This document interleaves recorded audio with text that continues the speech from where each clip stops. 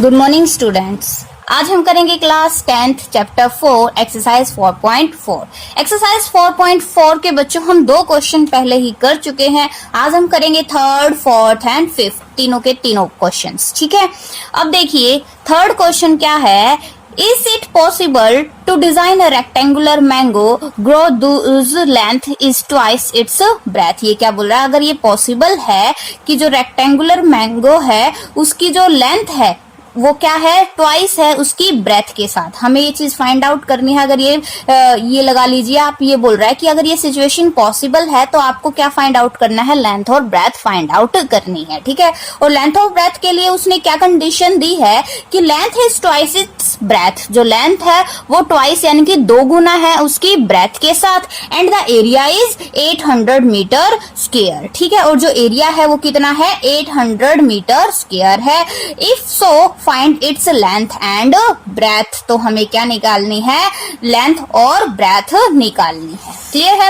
अब देखिए सबसे पहले अगर आपको ये फर्स्ट एंड सेकंड क्वेश्चन नहीं आता तो बच्चों इससे पहली वाली वीडियो देखना, उसमें आपको ये फर्स्ट एंड सेकंड क्वेश्चन बिल्कुल अच्छे से करवाया गया है कि रूट्स क्या होते हैं, हम कैसे निकालते हैं। ठीक है, और पॉसिबल वैल्यूज कैसे पता चलती है। अब देखिए लेंथ और ब्रेथ फाइंड आउट करनी है, तो ये इसने कंडीशन क्या दी है, लेंथ 2 गुना है उसकी ब्रेथ के साथ, यही है ना। तो हम लेट क्या करेंगे बच्चों, ब्रेथ को, क्योंकि ब्रेथ की हेल्प से ही हमारी लेंथ फाइंड आउट हो सकती है।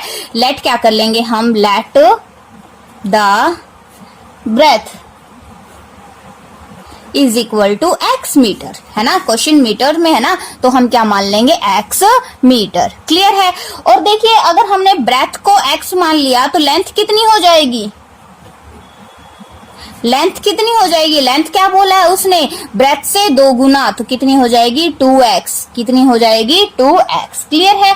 अब देखिए रेक्टेंगुलर शेप है ना, रेक्टेंगुलर का एरिया हमें गिवन है, तो एरिया का ही फॉर्मूला लगा देते हैं, area of rectangular, area of rectangular. क्या फॉर्मूला होता है बच्चों रेक्टेंगल के एरिया का, ये होता है ना रेक्टेंगल, ये लेंथ और ये ब्रेथ, तो फॉर्मूला क्या होता है, लेंथ मल्टीप्लाई ब्रेथ। क्या होता है बच्चों, लेंथ मल्टीप्लाई ब्रेथ। क्लियर है, ये एरिया आ गया रेक्टेंगल का, और एरिया इसने गिवन भी है 800 मीटर स्क्वायर, तो हम यही कंडीशन यहाँ पे अप्लाई कर देंगे। एरिया देखिए कितना दे रखा, 800 मीटर, इसके नीचे लिख दिया इज इक्वल टू, इसी कंडीशन के अकॉर्डिंग हम आगे क्वेश्चन को सोल्व करेंगे। ये देखिए area is equal to formula लगा दिया। अब एरिया गिवन है 800, लेंथ गिवन है 2x, मल्टीप्लाई ब्रेथ गिवन है x। क्लियर है यहाँ तक। अब देखिए 800 इज इक्वल टू, ये क्या हो जाएगा बच्चों, 2x स्क्वायर। क्या हो जाएगा, क्योंकि x और x की मल्टीप्लाई करेंगे तो x स्क्वायर हो जाएगा ना, क्या हो जाएगा, 2x स्क्वायर। अब ये 2 इसके साथ मल्टीप्लाई में x की वैल्यू निकालने के लिए सबसे पहले कांस्टेंट टर्म को करते हैं, तो ये 2 इस तरफ आके क्या हो जाएगा, बाय में, और यहाँ क्या बच जाएगा, एक्स स्क्वायर, यानी कि एक्स के कोफिशिएंट को हमने क्या कर दिया, दूसरी तरफ भेज दिया। और कोई अगर इसके प्लस माइनस में कांस्टेंट टर्म होती तो सबसे पहले उसको उस तरफ करते। ठीक है। अब देखिए 2 1 जा 2, 2 4 जा 8, 0 की 0, तो X square is equal to 400। अब स्क्वायर कैंसिल करना है क्योंकि हमें वैल्यू तो सिर्फ एक्स की चाहिए, तो क्या कर देंगे, स्क्वायर रूट बोथ साइड, क्या कर देंगे, स्क्वायर रूट बोथ साइड। ठीक है बच्चों। अब देखिए X square is equal to 400, square root कर दिया बोथ साइड, स्क्वायर से रूट कैंसिल, तो एक्स। अब ये देखिए 400 किसका स्क्वायर होता है, 20 का, किसका स्क्वायर होता है, 20 का, तो स्क्वायर से रूट कैंसिल, तो एक्स की वैल्यू कितनी आ गई, 20, एक्स की वैल्यू कितनी आ गई, 20। क्लियर है। तो ब्रेथ हमारी कितनी आ गई, is equal to 20 metre, and length is equal to 2x थी ना बच्चों, तो 2 multiply 20 is equal to 40 metre. ये आ गया हमारा आंसर, लेंथ और ब्रेथ। क्लियर है। इसी तरीके से देखिए अब हम नेक्स्ट क्वेश्चन करेंगे, बिल्कुल ही इजी है। Is the following situation possible, अगर फॉलोइंग सिचुएशंस पॉसिबल है, if so determine their present age, तो हमें क्या निकालनी है, इनकी प्रेजेंट एज फाइंड आउट करनी है। The sum of the age of the 2 friend is 20 year. क्या बोल रहा है, 2 फ्रेंड्स की जो एज है, एज का जो सम है वो कितना है, 20 साल है। समझ में आया? The sum of age of two friend, दो फ्रेंडों की एज का जो सम है वो 20 साल है। 4 ईयर अगो, 4 साल पहले, the product of their age in years was 48। समझ में आ गया? 4 साल पहले उनकी एज का अगर हम प्रोडक्ट करते ना तो वो कितना आ जाता बच्चों? 48 ईयर। कितना आ जाता? 48 ईयर। क्लियर है? अब देखिए हम यहाँ से फाइंड आउट लेट कैसे कर सकते हैं। हमें दोनों फ्रेंड की एज का जो टोटल दे रखा है वो 20 ईयर्स दे रखा है। अगर हमें एक फ्रेंड की एज का पता चल जाए तो दूसरे की तो हम फाइंड आउट कर सकते हैं। अब दोनों फ्रेंड की एज अगर का हम 20 ईयर है और मैं बोलूं कि एक की एज 5 ईयर है तो दूसरे की कितनी होगी? 15। क्लियर है ना? तो इसी तरीके से अब हमें तो एक की तो पता ही नहीं, इनमें से किसी की भी नहीं पता, तो हम इनमें से एक फ्रेंड की लेट कर लेंगे, दूसरे फ्रेंड की हमारे पास आ जाएगी। समझ में आया? जैसे कि ये देखिए 4th क्वेश्चन हम क्या कर लेंगे? Let age of first friend, let age of first friend. एक फ्रेंड की एज हम मान लेंगे x ईयर। क्या मान लेंगे? x year. ठीक है, तो एज ऑफ सेकंड फ्रेंड आ जाएगी बच्चों, है ना? सेकंड फ्रेंड, सेकंड दूसरे फ्रेंड की, देखिए दोनों की एज 20 साल है, दोनों की एज का जो सम है वो 20 साल है। एक की अगर x है तो दूसरे की कितनी आ जाएगी? 20 माइनस x। कितनी आ जाएगी? 20 माइनस x। क्लियर है यहाँ तक? अब जैसे जैसे क्वेश्चन बोल रहा है हम वैसे वैसे ही करते जाएंगे। आगे क्या बोला इसने? 4 ईयर अगो, 4 साल पहले। अब 4 साल पहले तो हमें यही देखना होगा ना कि दोनों की एज थी कितनी। ये तो दोनों की प्रेजेंट है। मैं बोलूं आपकी एज आज 20 साल है तो 4 साल पहले कितनी थी? 16 साल, है ना? 4 को माइनस कर दिया तो ये इसी तरीके से हम यहां से निकाल लेंगे 4 ईयर अगो की एज। ठीक है, क्या लिख देंगे? 4 ईयर्स अगो, 4 साल पहले, age of first friend, age of first friend. तो पहले जो फर्स्ट फ्रेंड है उसकी एज कितनी हो जाएगी? अब x है तो बाद में 4 साल पहले कितनी थी? x माइनस 4, है ना? 4 year ago, age of second friend. Second friend की एज कितनी आ जाएगी बच्चों? देखिए अब कितनी है? 20 माइनस x। तो 4 साल पहले कितनी हो जाएगी? 20 माइनस x माइनस 4, है ना? यही हो जाएगी ना। 20 माइनस x में से हम क्या कर लेंगे? 4 को माइनस। तो इसको सॉल्व करेंगे। 20 माइनस 4 कितना हो जाएगा? 16 माइनस x। कितना हो जाएगा बच्चों? 16 माइनस x। क्लियर है? समझ में आ गया सबको? अब देखिए इसने क्या बोला है कि 4 साल पहले जो एज थी ना उसका अगर हम प्रोडक्ट करें तो वो कितना आएगा? 48। कितना आएगा? 48। तो इसी तरीके से कर देते हैं हम according to question. According to question अब यही बोला है ना कि 4 साल पहले की एज का प्रोडक्ट, तो इनका प्रोडक्ट कर दीजिए। x माइनस 4 और 16 minus x is equal to कितना आ जाएगा? 48। यही बोला है ना उसने। बस अब ये कंडीशन, ये तो क्वेश्चन आप अच्छे से सॉल्व कर भी सकते हो और फिर भी मैं करवा रही हूँ। इस x की पहले इन दोनों के साथ मल्टीप्लाई, फिर 4 की इन दोनों के साथ मल्टीप्लाई, इसी तरीके से सॉल्व करते हैं ना। x की 16 के साथ करेंगे तो कितना आ जाएगा? 16x।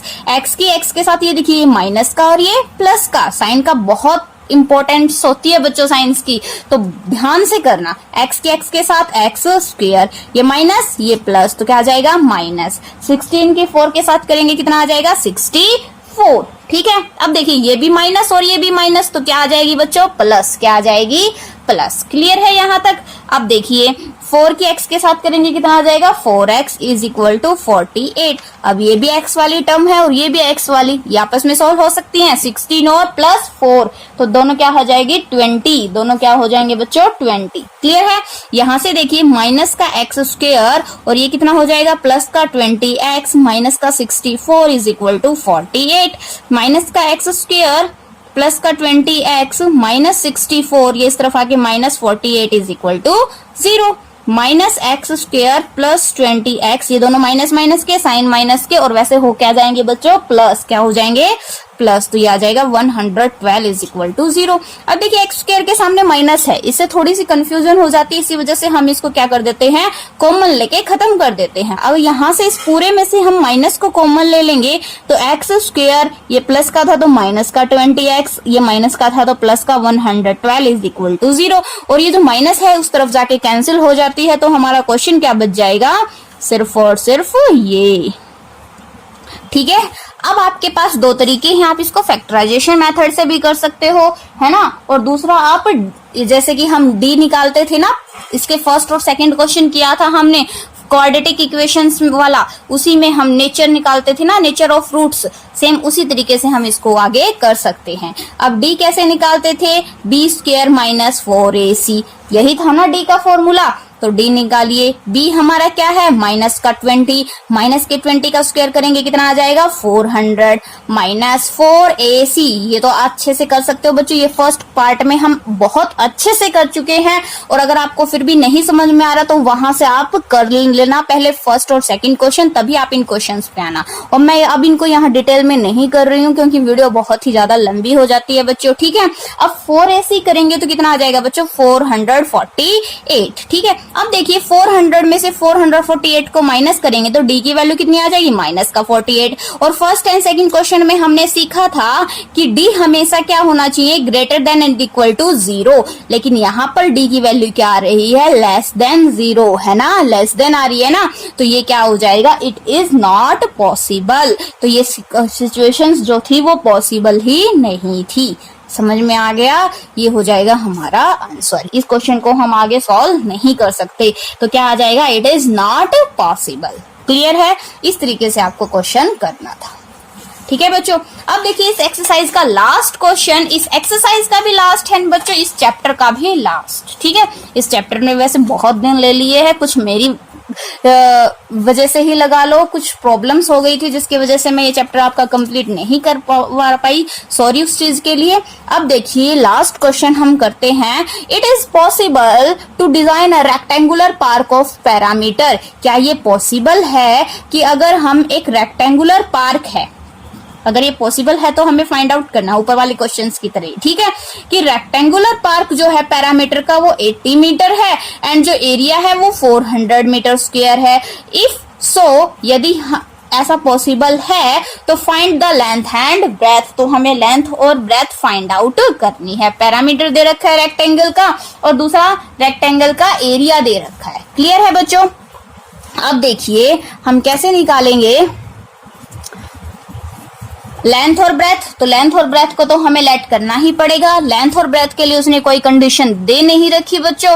ये देखिए, आप ये बोलोगे अब आप लेंथ और ब्रेथ अलग अलग फाइंड मान रहे, लेट कर रहे हो, और वहां पे आपने एक ही वेरिएबल में दोनों को मान लिया था, है ना, लेकिन वहां पर लेंथ और ब्रेथ के लिए एक कंडीशन दी गई थी बच्चों, length is twice its breath. तो इसी वजह से हमारा जो वो क्वेश्चन था वो वन वेरिएबल के अकॉर्डिंग सॉल्व हो गया था, लेकिन यहाँ पर हमें लेंथ और ब्रेथ को दोनों अलग अलग वेरिएबल्स में मानना पड़ेगा, क्योंकि लेंथ और ब्रेथ के लिए इसने यहाँ पर कोई भी कंडीशन नहीं दी गई है। समझ में आया। अब देखिए, लेट द ब्रेथ, ब्रेथ हम मान लेंगे x, आपकी मर्जी है, लेंथ x मान लो, ब्रेथ x मान लो, कोई फर्क नहीं पड़ता। ठीक है, and let the length is equal to y। ठीक है, क्वेश्चन मीटर में है तो यहाँ पर भी आप इनको भी मीटर मान सकते हो। अब देखिए पैरामीटर भी गिवन है और एरिया भी। अब इन दोनों के अकॉर्डिंग हम क्या करेंगे, हमारी इक्वेशंस बनाएंगे। सबसे पहले जो पैरामीटर दे रखा है, parameter of rectangle is equal to, देखिए रेक्टेंगल का पैरामीटर क्या होता है, 2 इंटू लेंथ प्लस ब्रेथ। फॉर्मूले तो आपको याद होंगे ही। अब देखिए जो पैरामीटर है, सेम पहले वाला क्वेश्चन क्या था ना, उसी तरीके से जो पैरामीटर है वो दे रखा है 80, तो पैरामीटर के नीचे हम लिख देंगे 80 is equal to 2 into length है हमारी y और ब्रेथ है हमारी x। क्लियर है यहाँ तक।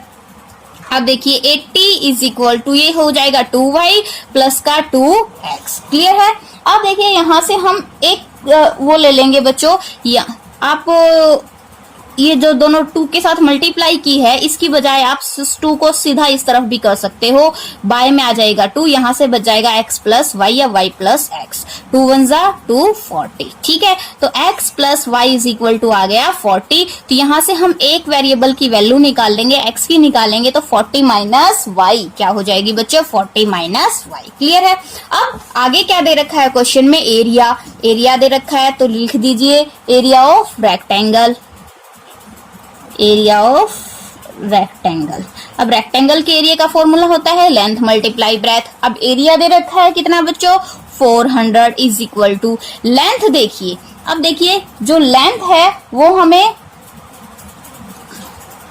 क्या थी, length y multiply x put हो गया यहाँ पर। अब देखिए 400 is equal to y multiply x की जो वैल्यू है हम यहाँ पे ये रखेंगे। ठीक है, क्योंकि हम इसको वन वेरिएबल में कन्वर्ट कर लेंगे, तो x की वैल्यू हम क्या रखेंगे बच्चों, 40 माइनस वाई। क्या रख देंगे, 40 माइनस वाई। यहाँ तक समझ में आया आपको अच्छे से। अब यहाँ से हम आगे क्वेश्चन को सोल्व करेंगे। 400 इज इक्वल टू वाई की 40 के साथ multiply 40y minus Y square, ये हो जाएगा। ठीक है, समझ में आ गया। अब देखिए ये इसको माइनस है ना, ये तो इसको कैंसिल करने के लिए हम माइनस वाई स्क्वायर को इस तरफ लेके आएंगे, क्या हो जाएगा, प्लस का वाई स्क्वायर। ये 40y इस तरफ आके क्या हो जाएगा, माइनस का 40y, और ये तो इस तरफ था ही प्लस का 400। ये हमने देखिए, आप सोचोगे कि इस तरीके से कैसे कर दिया, ये हमने एक क्वाड्रेटिक इक्वेशन में कन्वर्ट करने के लिए इसको थोड़ा सा आगे पीछे किया बच्चों, और कुछ नहीं किया है। ठीक है, सबसे पहले हम स्क्वायर वाली टर्म को आगे लिखते हैं, फिर सिंगल वाई वाली टर्म को, और फिर कॉन्स्टेंट टर्म को। ठीक है, तो ये क्या बन गई है, क्वाड्रेटिक इक्वेशन। अब आपके पास दो तरीके हैं, आप इसको फैक्टराइजेशन मेथड से भी कर सकते हैं, रूट मेथड से भी कर सकते हैं, डी की वैल्यू निकाल के। ठीक है, सिंपल ही कर लेंगे आज तो हम इसको। और अगर आपको रूट वाले मेथड से करना है तो आपको फर्स्ट एंड सेकंड क्वेश्चन बहुत अच्छे से करवाए हुए हैं ये क्वेश्चन इस तरीके के, आप उसी तरीके से इस क्वेश्चन को आगे कर सकते हो। ठीक है, अब देखिए हम यहाँ से फैक्टर बनाएंगे। फैक्टर बनाना भी मैं पहले एक वीडियो में बहुत अच्छे से करवा चुकी हूँ बच्चों। ठीक है, अब देखिए ये 400 है, क्या है ये 400। अब 400 हम ऐसे दो नंबर लेंगे जिनकी मल्टीप्लाई करने पर तो क्या है 400, और उनको प्लस माइनस करने पर क्या है 40। तो ऐसे दो क्या है बच्चों, 20 एंड 20 को प्लस करेंगे तो 40 आ जाएगा, मल्टीप्लाई करेंगे तो 400 आ जाएगा। ठीक है, अब देखिए आगे ये क्या हो जाएगा, 20 प्लस 20y। ये फैक्टर मैं बहुत अच्छे से करवा चुकी हूँ बच्चों पहले। अगर आप कंटिन्यूसली लगातार मेरी वीडियो को देखते हो ना एक एक चैप्टर की, तो आपको मैथ में कभी भी कोई भी प्रॉब्लम नहीं आएगी। एक एक चीज बिल्कुल अच्छे से एक्सप्लेन करके समझाई गई है। ठीक है, देखिए वाई स्क्वायर, ये क्या हो जाएगा, माइनस का 20y plus 400 is equal to 0। y common आ जाएगा तो कितना बच जाएगा, y माइनस 20। यहाँ से माइनस का 20 कॉमन आ जाएगा, क्या बच जाएगा, y माइनस 20। तो इसमें से और इसमें से कॉमन लेंगे तो y माइनस 20, और यहाँ से y minus 20 is equal to 0। ठीक है, तो अब देखिए x की y की वैल्यू निकालेंगे, इसको एक बार 0 के इक्वल रखेंगे और एक बार इसको 0 के इक्वल रखेंगे, तो y की वैल्यू 20 आ गई, और यहाँ से भी y की वैल्यू 20 आ गई। ठीक है, अब देखिए ये पॉसिबल है, y की वैल्यू 20 हो सकती है, नेगेटिव में तो नहीं है, नेगेटिव में होती तो ये क्या हो जाता है, इट इज नॉट पॉसिबल, लेकिन ये पॉजिटिव है तो ये पॉसिबल है। ठीक है, अब y हमारे क्या था, लेंथ, y हमारा क्या था बच्चों, लेंथ, और ब्रेथ हमारी क्या हो जाएगी, x, और x निकालने के लिए आप यहाँ से x को निकाल सकते हैं। ठीक है, तो क्या आ जाएगी बच्चों, लेंथ तो हमारी सीधी ही आ गई, क्या आ गई 20 मीटर, और ब्रेथ निकालने के लिए, और ब्रेथ हमने माना था x, और x की वैल्यू देखिए, x की हम कैसे निकाल सकते हैं, x की वैल्यू क्या है 40 माइनस वाई, क्या है 40 माइनस वाई, तो 40 माइनस 20, तो x इज इक्वल टू 20, तो ब्रेथ भी कितनी आ जाएगी बच्चों, 20 मीटर। क्लियर है, इस तरीके से आपको क्वेश्चन करने हैं। ठीक है, और फिर भी अगर कोई प्रॉब्लम होती है तो आप कमेंट बॉक्स में कमेंट कर देना, अगर कोई भी प्रॉब्लम है किसी भी क्वेश्चन में। ठीक है, लेकिन प्लीज आप कंप्लीट मेरी वीडियो देखो, फर्स्ट चैप्टर बहुत अच्छे से करवाया गया, फर्स्ट सेकंड थर्ड एंड आज हो गया कंप्लीट हमारा फोर्थ चैप्टर। 4 चैप्टर मैंने बहुत अच्छे से करवाए हैं, और अगर फिर भी आपको इन 4 चैप्टर्स में कोई प्रॉब्लम है तो आप कमेंट बॉक्स में कमेंट कर देना, नेक्स्ट वीडियो में हम उसको सॉल्व कर लेंगे, ठीक है। लेकिन आप ध्यान से रेगुलर किया करो, कंटिन्यूसली सारी वीडियोस को देख के एक एक पार्ट अच्छे से किया करो, तभी आपका कोई भी प्रॉब्लम नहीं आएगी आपको 10th के मैथ में। और मैं गारंटी लेती हूँ अगर आप कंप्लीटली अच्छे से सारा मैथ करोगे तो आपके मैथ में बहुत अच्छे मार्क्स आएंगे, ठीक है। एंड थैंक यू बच्चों कि आप मेरी वीडियो को कंप्लीटली देखते हो, उसके लिए आपका बहुत बहुत धन्यवाद। और प्लीज चैनल को ज्यादा से ज्यादा सब्सक्राइब करवाइए, आप भी करिए, दूसरों से भी करवाइए, आपके फ्रेंड्स के पास वीडियोस को शेयर करिए, लाइक करिए।